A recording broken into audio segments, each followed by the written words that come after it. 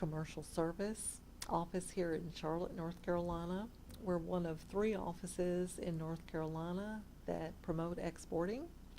We have a sister office in Greensboro and a sister office in Raleigh, and we are here in Charlotte working with Charlotte area and Western North Carolina companies to help them sell their products and services to hungry buyers overseas.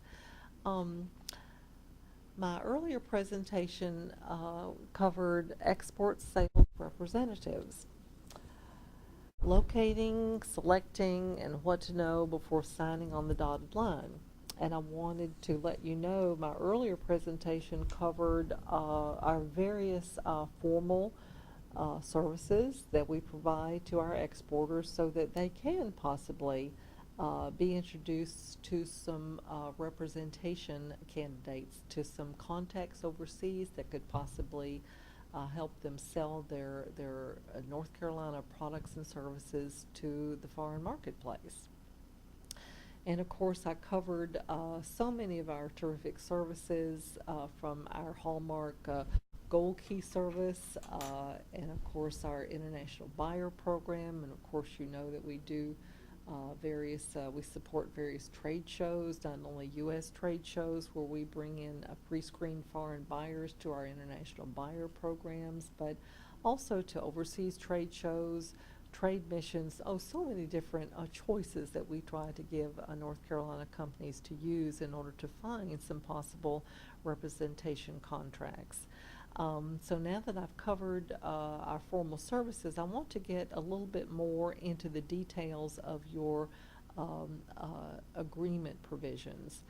This is also some training that a U.S. company could use when they're actually sitting in front of a potential representative, maybe using one of our services like Gold Key, or when you're meeting with potential representatives at a trade show.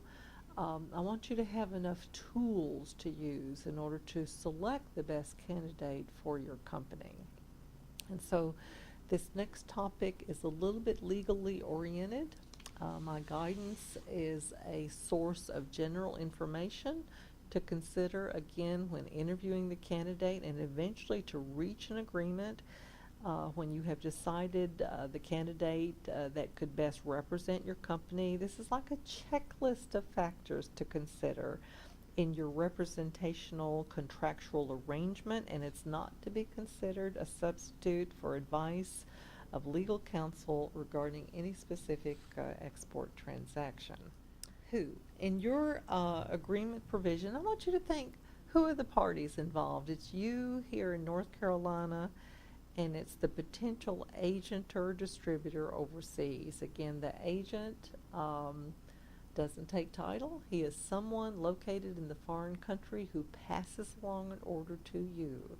The distributor takes title. He's your buyer. He owns your product. I want you to think about how your agreement provision, you need to list who the parties are.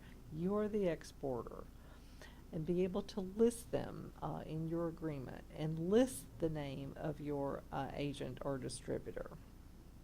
And again, you're going to get what you ask for. What kind of qualities or characteristics does this potential candidate need to possess? Does he have to be a one-man band, or does he need to be a large company? Does he have to have special skills? Does he have to be credit-worthy? What kind of work ethic does he need to have? Does he have after-sales service ability? You know what you're looking for. And so it's good to maybe think about it and maybe even get a list to remind yourself of the ideal candidate. And I always tell people it's good to shoot for the moon. You might have to settle for a star, but shoot for the moon.